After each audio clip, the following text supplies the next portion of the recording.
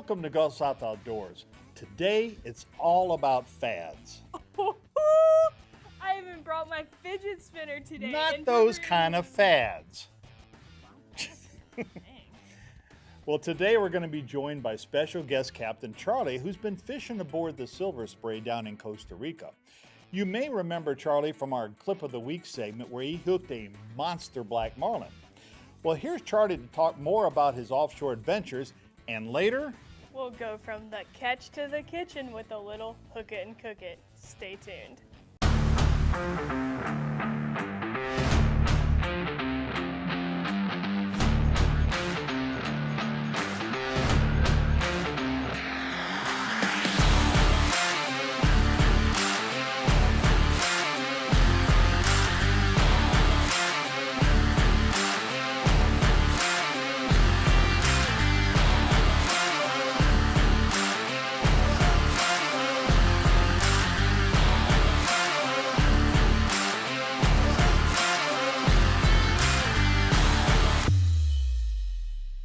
we're here today with Charlie Ladner. He's been fishing for a very long time, most recently down in Costa Rica, and he's been doing a particularly interesting type of fishing that we're about to learn more about. Well, Charlie, glad to have you on the show.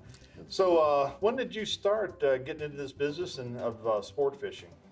Actually, 42 years ago. Wow. And we went to Mexico. We've been fishing there a few years. Then we went to Costa Rica and heard about the fad fishing and went to see what it was all about, and still there. Been there 2.5 years so far. Well, things have changed just a little bit since you started into this, huh? Ooh, yes.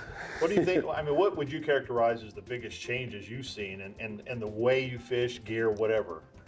Technology keeps changing. Everything gets better. The hooks have gotten better. The hook sets have changed.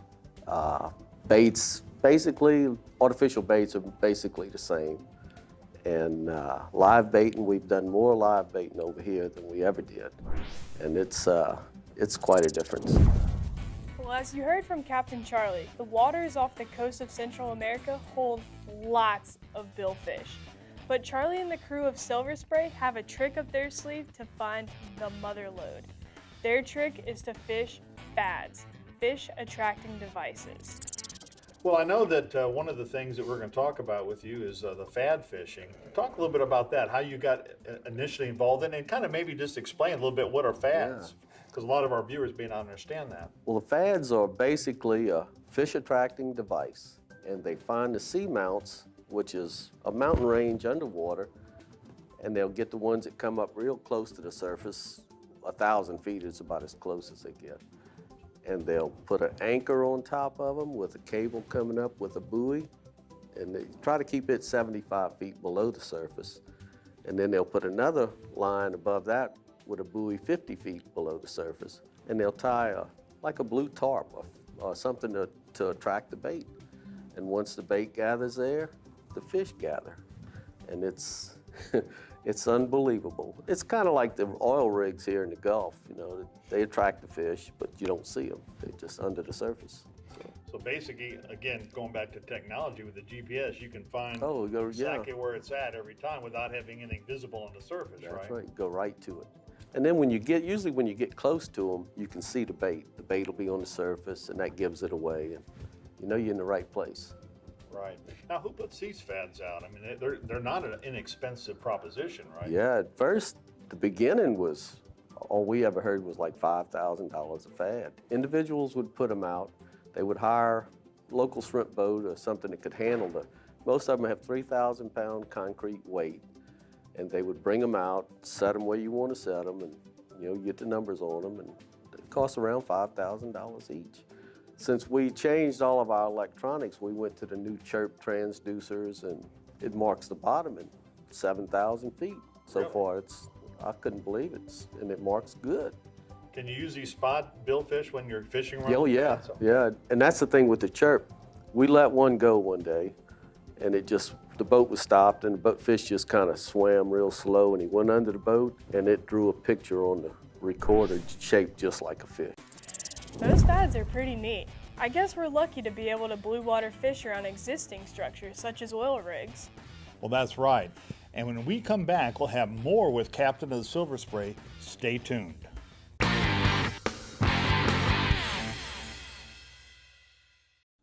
Welcome back to Gulf South Outdoors, where we learned about fishing off fads in Costa Rica from Captain Charlie, and later we'll have a little more info about them in our pro tip.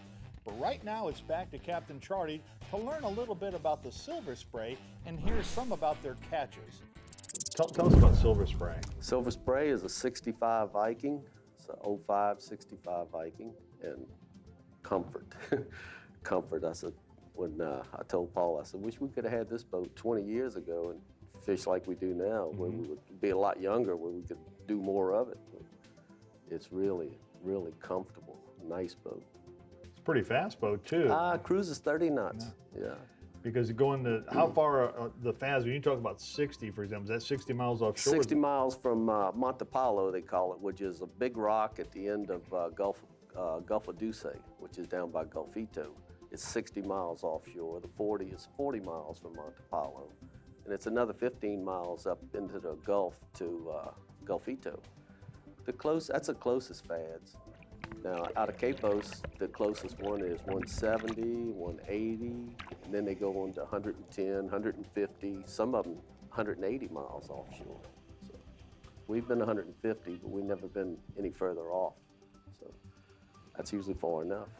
Well, what's one of the better trips you've had out there? I mean, first of all, what's a typical trip?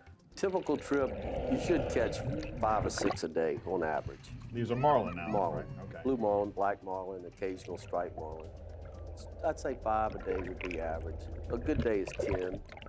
And then some boats we've caught, our best day was 15 out of 20, which was a pretty good day. And some boats, I know one boat that caught 33 in one day. And that's back when it was real, a couple of years ago when it was really, really first getting started good. Now there's more pressure. Every time you go, there's 4 or 5 boats fishing. If you get lucky and get there by yourself, it can be a hell of a day. It can be real good. They look like they have a blast out there, and man, just look at all those fish they catch. Those fads sure do work. And while their deep water fads are expensive and sophisticated, for shallower water, some folks make simple ones. The sort of thing you could make in a garage and just throw into the water wherever you see fit. But the truth is, fishing using fads comes with rules. And you know, we were wondering about the state regulations, so we caught up with Ron Harmon, who serves on the board of the Mississippi DMR, for a crash course in the do's and don'ts of using fads. When we come back, we'll take you there with us in this week's Pro Tip. Stay tuned.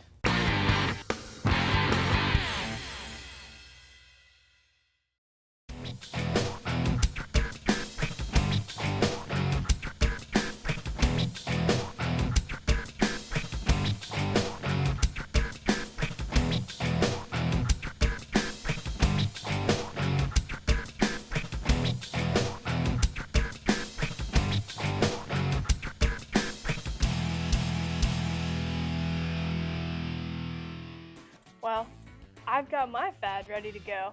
Not so fast. You can't just go filling up the Gulf with last year's leftover garage sale items. There's rules to this game. Okay, so what are the rules? The rules? Well, those are in this week's Pro Tip.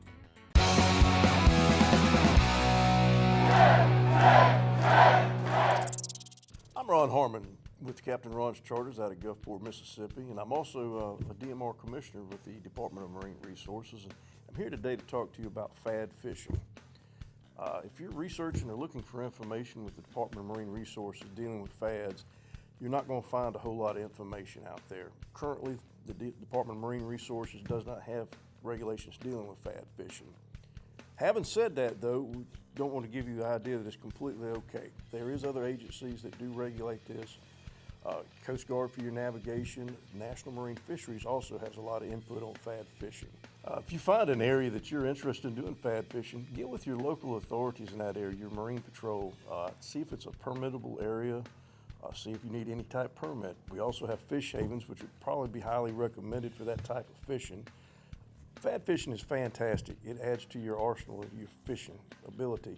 But keep in mind, you don't want to be the most unpopular fisherman out there by placing these fads just anywhere. They can cause a problem with navigation and a safety hazard for those that have to transit that area. And that is your pro tip for today. Thanks, Captain Ron, for a good tip. When Gulf South Outdoors returns, it's time for our clip of the week. You won't want to miss this. Stay tuned.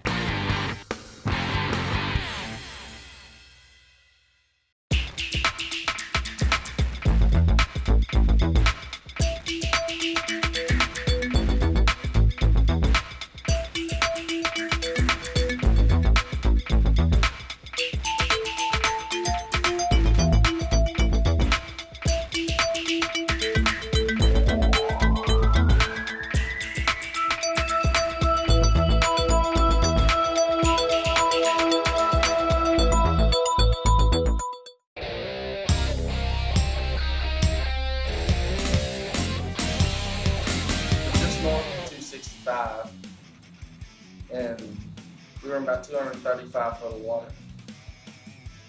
We started fishing, we caught a few amberjack, and my brother was on the side of the boat, and he said, "Y'all aren't gonna believe this."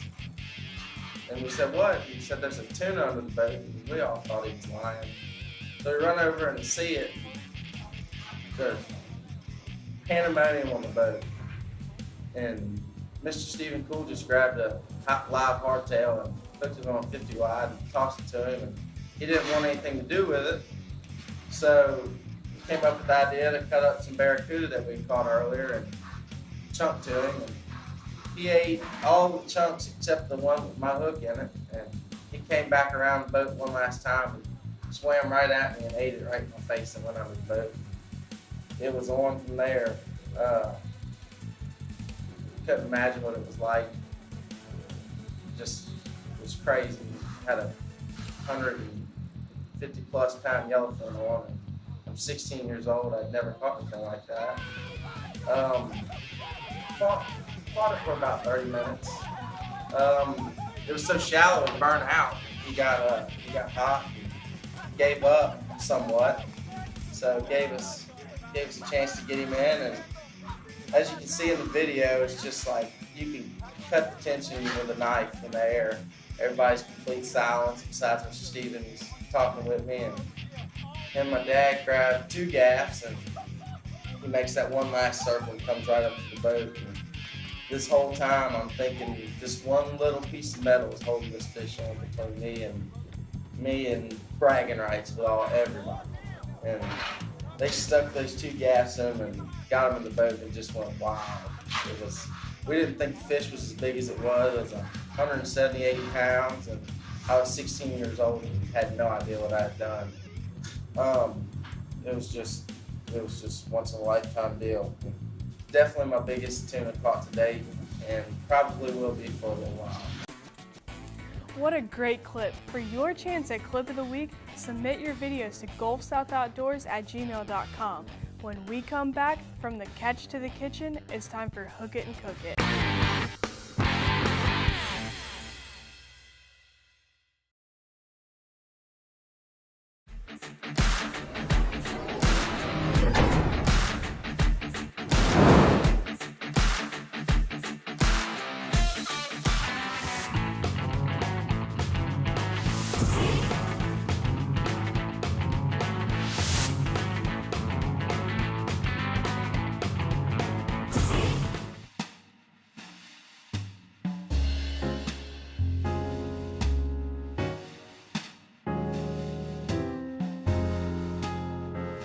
Hi, this is Chef Calvin Lipe. I'm a sous chef at Island View Casino, and today we're going to be preparing some andouille crusted swordfish with black-eyed pea succotash.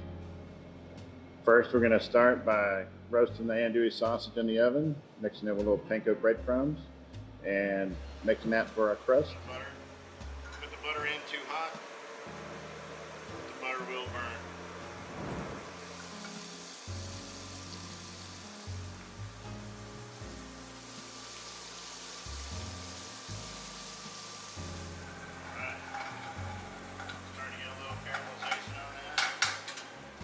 Add our tomatoes and black-eyed peas and lima beans and everything like that into the succotash. Finish it with a little crystal hot sauce and butter.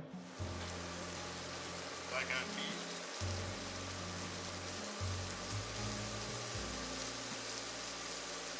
Tomatoes. Red bell pepper. Tomatoes.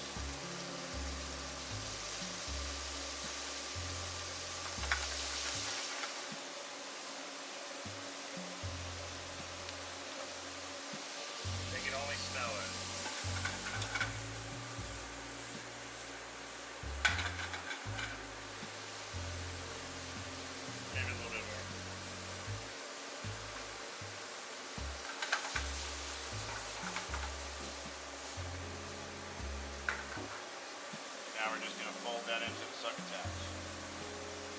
Kind of roasting the sausage a little bit. Get it to come out, some of the flavors to come out of that. What I'm going to do is just kind of pulse these with the breadcrumbs.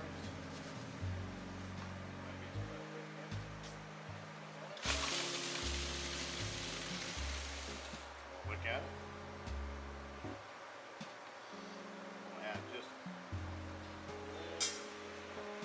when I cook fish, I try to cook it on the highest heat possible. So I'm going to try and sear these. I put a little oil into the pan. I'll let it go until it's almost smoking. That's how you know when your oil's ready. Then we're going to blacken our swordfish just a little bit. Flip that over and top it with the crust and pop it in the oven. We're going to add our fish, laying it the other way.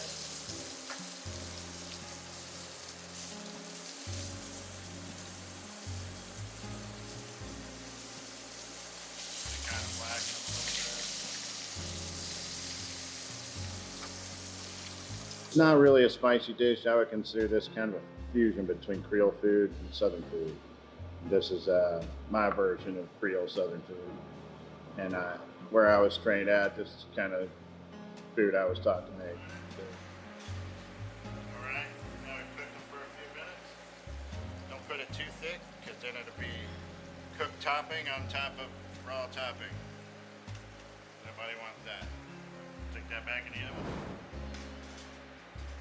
I think for about 5 minutes. I'm going to try and finish it off with a Crystal Beurre Blanc sauce. And we're going to reduce some white wine and lemons and a little garlic and black peppercorn, bay leaves, and we're going to put a good bit of Crystal hot sauce in there and a little bit of butter and make the sauce out of that.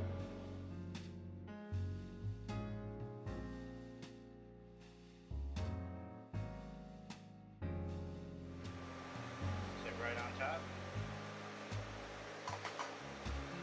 And I got some green onions that I've cut up. We're going to garnish these with a couple of fried okras.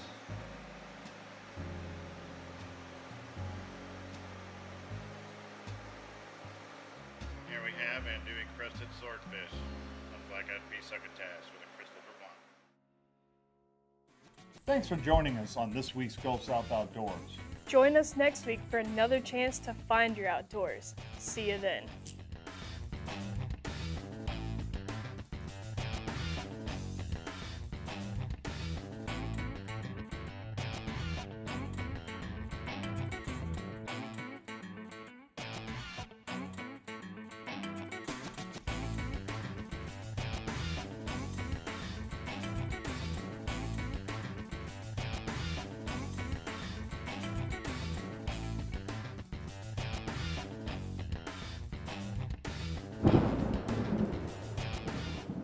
Oh.